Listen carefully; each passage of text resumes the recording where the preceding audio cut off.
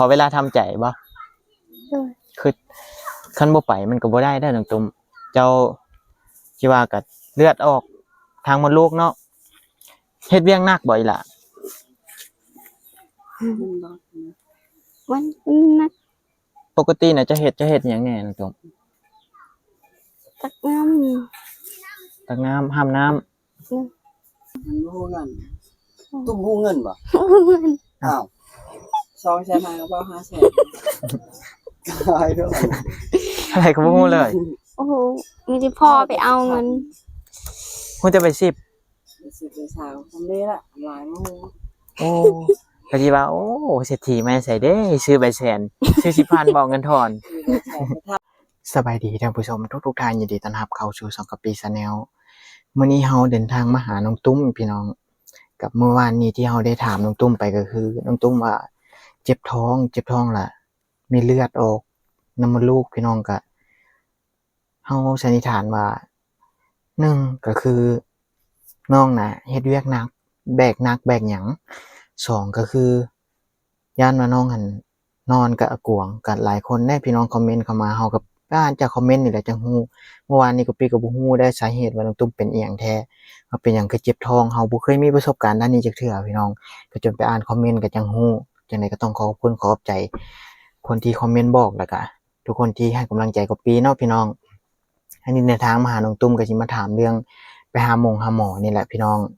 เพราะว่าคันไปหาหมอมันก็บ่ดนมันก็น่าจะดีพี่น้องแล้วก็รักษาตัวเองฟื้นฟูตัวเองตื่มอีกหน่อยนึงคันว่าจะเฮ็ดเวียกเฮ็ดหยังก็เฮ็ดได้พี่น้องคันว่าเฮารักษาแล้วแต่ว่าเรื่องเวียกหนักนี่ก็พอเบาได้ก็เบาไปก่อน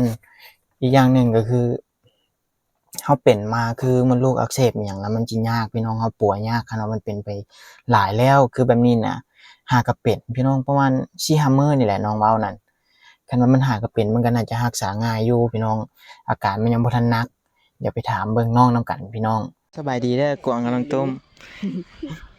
กินมะม่วงละกินมะม่วงที่บ้านนี่บ่ได้รักติบ่ได้รักยืมซื่อๆเนาะไปไสมื้อนี้น่ะไปสักให้หากะมาบ่โอ้มาแล้วมานั่งกินส้มคักแท้บัดนี้ว่านี่ไปไสกวางคือบ่เห็นไปเล่นที่บ้านนี่บ่ได้ไปกินเหล้าติเมื่อวานนี้นะน้องตุ้มจับไปคอนท่าคักๆนั่นแหละไปกินเหล้านะน้องตุ้มเนาะโอ้ยังเจ็บอยู่ใบลายเดี๋ยวนี้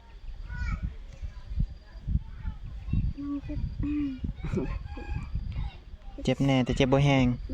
เมื่อยใส่ไม้แป๊บนึงไปตั้งแต่ 7:00 นไปทางไห้เป็นจังได๋หัวอยู่บ่เฮือนน่ะบ่แน่ๆติวางใจไปได้หลายเติบอากวงคือยังบ่ทันได้ไปตัดไม้เมื่อใดสิไปตัดอากวงยังเวียกสักหายคือบ่มาแล้วก็หาตัดไม้มานำเลยมื้อละท่อน2ท่อนก็ได้นะไม้น่ะเมื่อยน้องตุ้มบ่ได้แบกติผู้ใดเป็นคนแบกเข้าไปผู้ใดเป็นคนแบกเข้าไปสังไห้เคยอายค่อยอ่ะเฮ็ดนำกันบ่ให้ไผมันน้องตุ้มบ่ได้แบกติ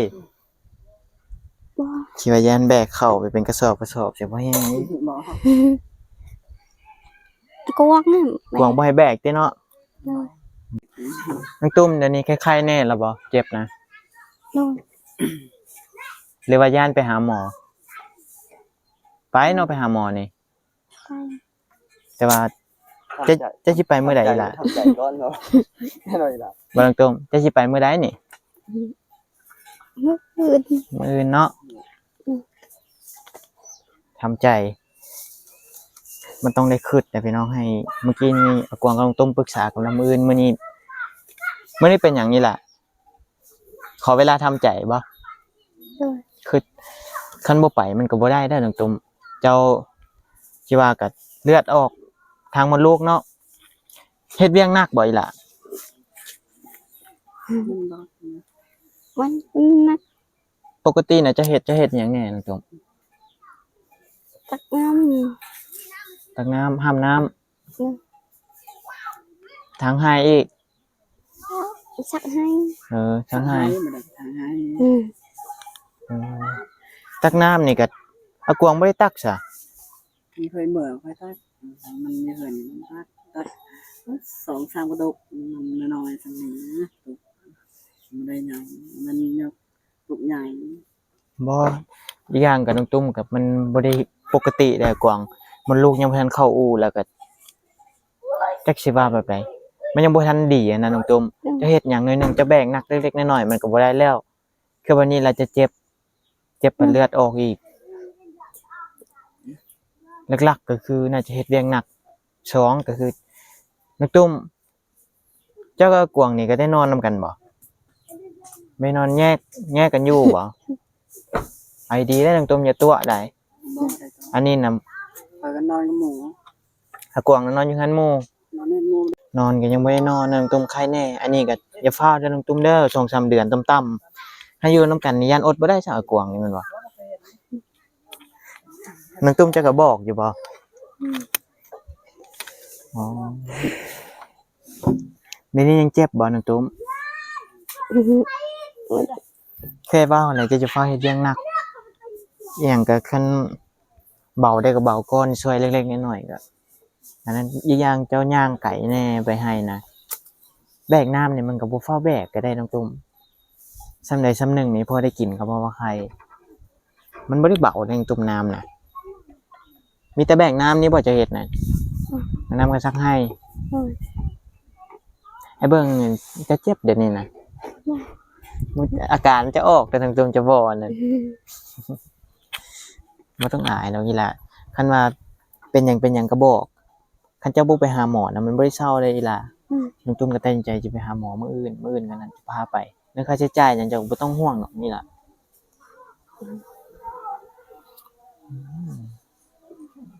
กังวลน้องตุ้มย้านบ่ไปหาหมอนะ อืม จะย้านอีหยังน้องตุ้ม อืมอย่า ย้านหมอ เนาะ ย้านเข็มบ่หรือว่าย้านเพิ่นผ่า ให้พ่อพา นั่นก็ผ่าเขาบ่ผ่าดอกน้องตุ้มเอ้ยคือวันนั้นนั่น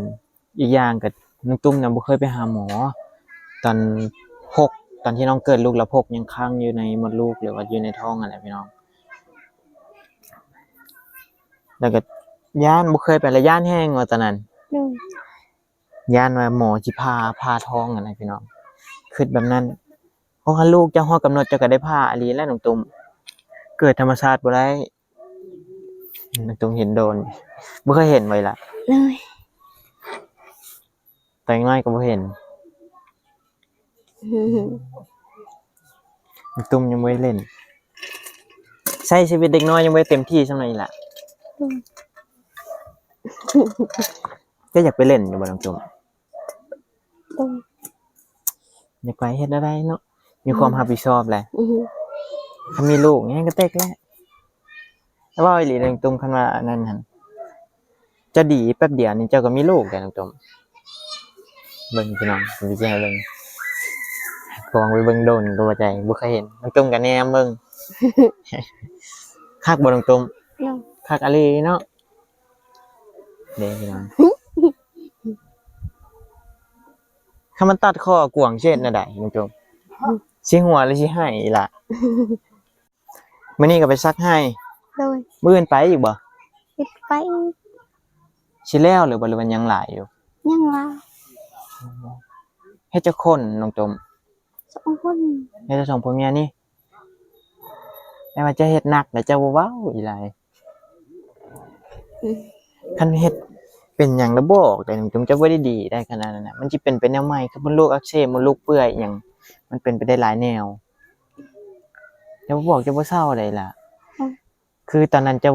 บ่กล้าไปหาหมออะคันบ่ไปนะจะตายอีหลีได้น้องตุ้มเลือดออกหลายนะ เนาะ เดี๋ยวนี้มันก็ออกหลายบ่หรือว่าออกน้อยเดียว ออกมาเดียว ออกน้อยแต่ว่าออกเนาะคล้ายๆเนี่ยตอนนั้นมันสิว่ากับบาดแผลบ่ดีแล้วก็พกยังบ่เบิดพี่น้องเพราะว่ามันแตกเด้เกิดปกติมันบ่ได้แตกคนเกิดปกติเนาะมันออกมาเป็นพกเลย อันนี้มันสิว่ากระแทงลูกลุนั่นแหละพี่น้องบ่ต้องย้านเนาะน้องตุ้มเอ้ยมื้ออื่นนั่น มันเพิ่นบ่มีอีหยังดอกเพิ่นก็เบิ่งว่าจะเป็นอีหยังเป็นอีหยังหรือว่าเรื่องรักษาความสะอาดแล้วก็เรื่องนอนกับกวางนี่คำว่าเบาได้ก็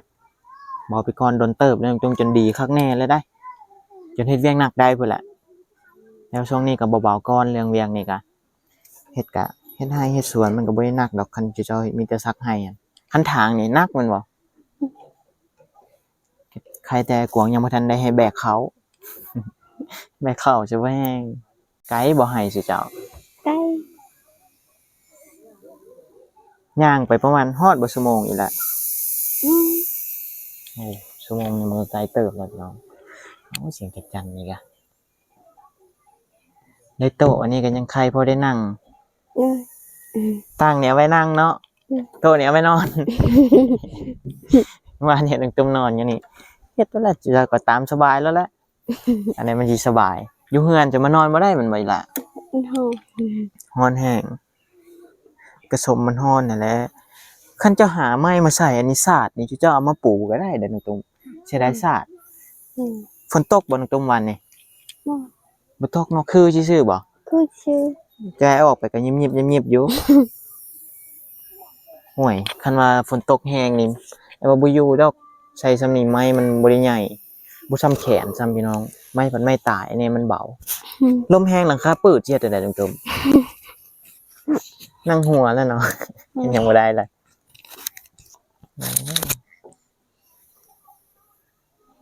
แล้วให้จึงสิได้ไปตัดไม้โอ้พอดีเข้ายามฝนข้างแน่เลยตรงๆเลย ตัดให้วงตัดให้มืออื่น บ่แบบคือจะมาเจ้าก็ตัดมามื้อละหน่อยก็ได้บ่แม่นคันเอาเมื่อยหั้นก็บ่เอามาบัดเดียวได้ เลย มื้อนี้เรามันก็ผลดีแล้วจ้ะมันตุ้มจะคือจะเฮ็ดสวนอยู่บ่ เลย จะเฮ็ดอยู่บ่สวน แล้วก็ คันเฮ็ดนี่ผู้ใดสิเป็นคนขุดนี่ แล้วก็ เฮ็ดนํกันบ่ เลย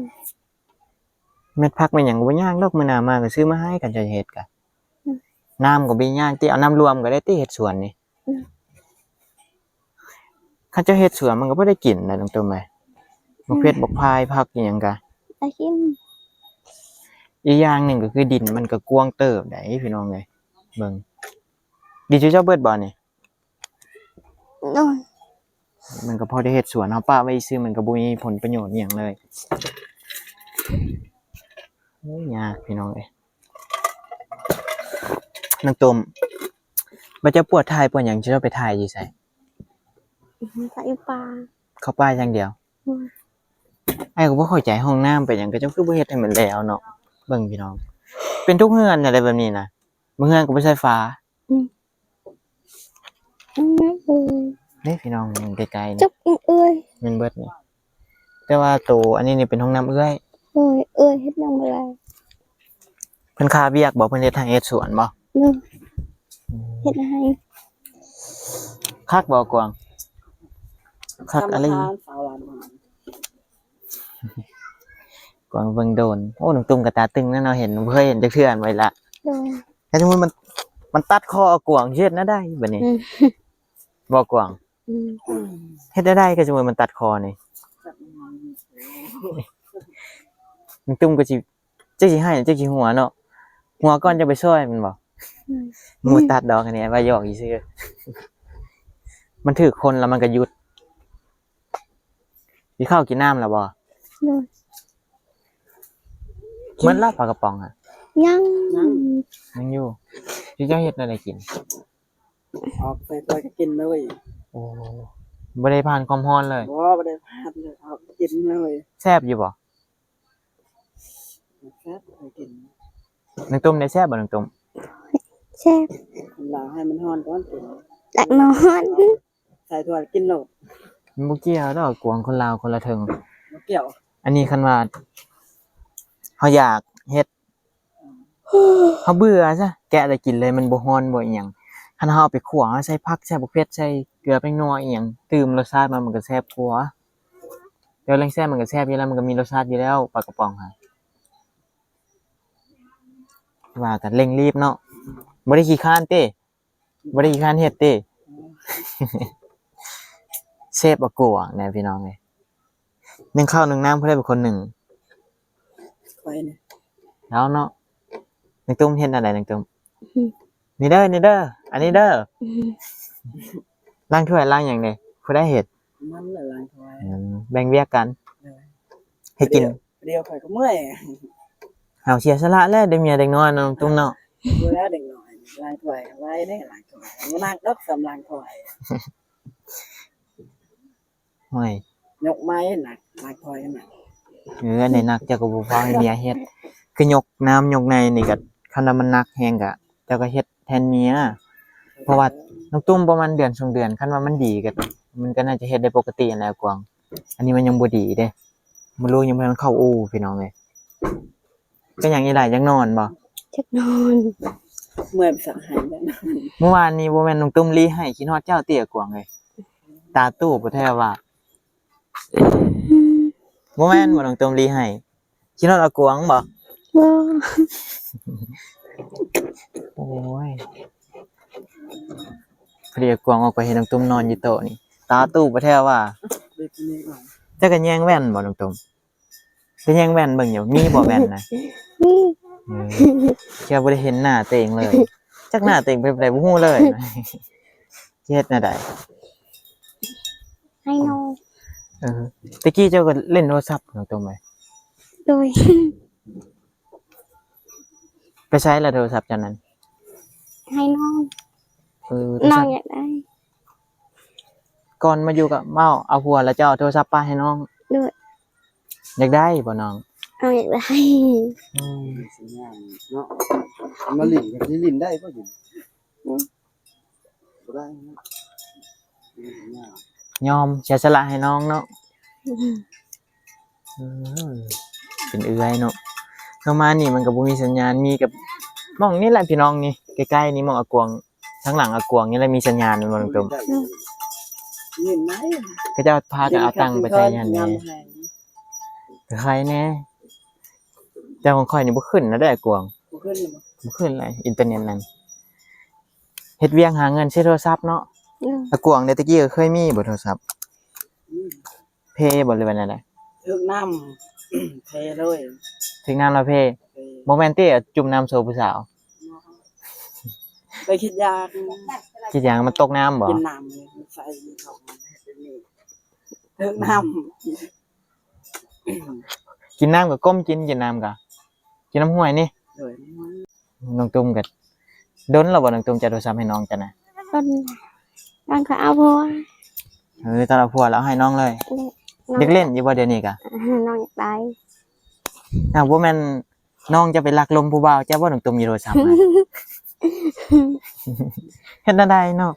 น้องโทรหาผู้บ่าว ผู้ชายหรือเปล่า ยิ่ง ผู้ใด ผู้น้อยๆน่ะบ่ มันไปเห็นเวียก ไปเรียนสิปนแล้ว จักปีน้องตุ้มน้อยกว่าเจ้าหลายบ่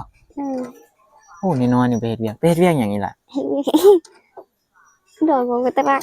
กระดัง โอ้โห จะ ใช้เครื่องคือเจ้านี่บ่ บ่เห็นเวียก เรียกเฮือนบ่ งานบ้านนะครับมึงหาเนี่ยเฮ็ดเวียกน้ำแข็ง น้ำแข็งแค่น้ำก๊อด โอ้บ่แม่นโรงงานน้ำก้อนตัวไปซื้อตลอดอันที่บ่ขายน้ำก้อนก็ขายเครื่องนั่นแหละน้องตุ้มอันนั้นก็ขายเครื่องคือกันนั่นแหละขายของ เดือน1.5 ล้าน นี่นะฮะตอนน้องตุ้มเฮ็ดได้เดือนละเท่าไหร่ เดือนลันโชว์ โอ้ได้หลายกว่าเจ้าอีกได้น้องตุ้ม 2 ล้านนี่แหละ จะบ่ ลันโชว์ จะบ่เก๋ทับบ่ไปเฮ็ดใหม่เอาเดือนละ3ล้าน4ล้านเลยบัดนี้ ก็ไปเอาเดือนละร้อยอ่ะ อ้าวแม่นบ่มันรู้เงินตุ้มรู้เงินบ่อ้าว2แสนมาก็บ่5แสนตายเด้อ อะไรก็บ่ฮู้เลย โอ้โหมีที่พ่อไปเอาเงิน ฮู้จะไป10 สิบเป็นสาวทำได้ละหลายมื้อ โอ้ก็สิว่าโอ้เศรษฐีมาใส่เด้ซื้อใบแสนซื้อ10,000บ่เอาเงินทอน ทำเฉพาะ มันก็เจอคนขี้รักมักได้เขาเอาอีหลีได้ กวางหูบ่เงินนะกวางหูอยู่บ่แต่ว่าตุ้มหู คอยหนังสือว่าเป็นเงินหัวมัน น้องตุ้มก็จังบ่เจ้าขายเครื่องให้กับเจ้าชีทอนเขาได้ ท่อนก็ไปทับ ทำหัวหน้า เอานะ ให้หัวหน้าจ่ายมีแต่จะเอาไปให้กับเจ้า โดย ขายมันถอนเงินเอาหน้าเลย ตอนเจ้าขายเครื่องจะเฮ็ดอะไรตุ่มมาเด้อมาซื้อเครื่องเด้อบ่ โดย แบบนี้บ่ อืม เจ้าขายอีหยังนางตุ่มต่างขายให้ ขายชงเชื่อ ถุงเสื้อ อืม เลเดอร์2โต5,000นั่นว่านังตุ่ม เคยยืดโดนเคยฮู้เคยถอนเงิน จะทอนเงิน อยู่ดนเลยหู้เนาะแต่ว่าตอนนี้นี่บ่จักเลย ไว้จัก เห็นเขาเฮ็ดแบบใดก็เฮ็ดนำแม่นบ่ หัวหน้าบอกตลอด น้อยๆหนึงตอนนั้นน่ะมึง12ปีนี่แหละเฮ็ดเวียกอะได้เดือนละ2ล้านอ้าวบางเทื่อได้10ล้านจะว่าล้าน2เฮ็ดได้ตัวบ่ฮู้เงิน โอ้โหมึงจะพ่อไปเอา พอไปเอา มึงเกิดบอกเงินเดือนจะออกแล้ว จะเอามาก็ย่านมันบ่ครบ อืม เกินนะบ่เป็นหยังดอกย่านแต่มันบ่ครบเนาะ เงินมันหมดเหตุซื้อเขาเป็น เฮ็ดเวียกบ่ฮู้เงินมีแต่ให้พออย่างเดียวเนาะ ใช่ มันเจ้าอยากไปซื้อเครื่องเองนี่เฮ็ดได้ไหนตรง ชื่อกับมึง หมูซื้อให้หมูนั่น ๆต้องมีคนไปนำคือเก่าแม่นบ่ เลยหมู่คอยเฮ็ดเวียกคือกัน เฮ็ดนำกัน นะ กินนอนก็กินนำกับเจ้าเด้ อืม เขาหมู่บ่ได้ตุ่นเด้บ่จักเลยเนาะ บ่ฮู้นะเจ้าขอตัวบ่ตัวกัน ได้ก็ซื้อเอาให้เสือแล้วเงินนี้แหละเสือ วันนี้แหละมื้ออื่นก็เกียมไปหาหมอมื้ออื่นบ่ต้องเฮ็ดเวียกหนักเด้อตุ้มๆเด้อไอ้เรื่องหนักก็เบาไว้ก่อนผ่อนไว้ก่อน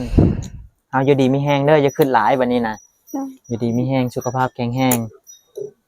ไปหาหมอเพิ่นเบิ่งก็น่าจะดีแล้วแหละรักษากินยาอหยังให้มันถูกเอาอีหล่ะสบายดีท่านผู้ชมนะ สวัสดี โอเคพี่น้องอันนี้ มาถามน้องเรื่องไปหาหมอน้องก็ไปพี่น้องตอนแรกก็ปรึกษากับกวางนั่นแหละน้องตุ้มเนี่ยย่านแน่ย่านอีกอย่างหนึงคือย่านกับเจ้าผ่าแหละพี่น้องแต่ว่าน่าจะบ่ได้ผ่าดอก เพราะว่าเพิ่นน่าจะกวดเบิ่งมาเป็นอีหยังเพิ่นก็น่าจะวางยาให้เรื่องรักษากับมันเป็นแต่กังวลเฮาก็บอกน้องแล้วว่าเฮาก็ออกค่ารักษาให้แต่ว่ามันก็บ่ได้หลายดอกพี่น้องกำลังเฮามีปึ้มสมโนครัวแล้วคันบ่มีน่ะพี่น้องอีกอย่างได้สมมุติว่าคนลาวส่วนหลายก็จะอยู่แบบนี้น่ะเขาบ่ค่อยมีสมโนครัวคือน้องตุ้มนี่ก็อยู่กับพ่อกับแม่อยู่อากวางนี่บ่ฮู้จักมีหรือบ่มีเฮาก็บ่ได้ถามเบิ่งจักเทื่ออันนี้ก็เบิ่งน้องนี่โอ้ยพี่น้องน่าจะเฮ็ดเวียกหนักแน่แต่ว่าเรื่องนอนนำกันนี่เฮาก็บ่แน่ใจน้องตัวบ่หรือว่าบ่ตัวเฮาก็บ่ฮู้พี่น้องอันนี้นะบางเทื่อก็นอนนำกันพัด บ่กล้าบอกบ่อยากบอกยันเป็นหันเป็นนี่มาละยามเพิ่นตีอากวงหั่นเมื่อวานนี้คือกันน้องตุ้มนะโอ้พี่น้องปกป้องเอาผัวได้เมื่อวานนี้ปกติน้องตุ้มมันอยากมื้อเฮือนจังได๋ก็อยากมื้อแต่เฮาถามเมื่อวานนี้บ่อยากมื้อแล้วเพิ่นน่าจะล้มกันแน่อากวงก็น่าจะเบิ่งพ่อที่แท้น่ะเรื่องเบิ่งพ่อเบิ่งแม่นั่นก็เจ้าก็บ่ค่อยปานใดดอกตามที่พี่น้องเห็นตามที่ก็พี่เห็นนะพี่น้องเพราะว่าเขตคือกับเจ้านี่โอ้ส่วนน้อยแฮงอีหลีสิเลี้ยงพ่อเลี้ยงแม่นั่น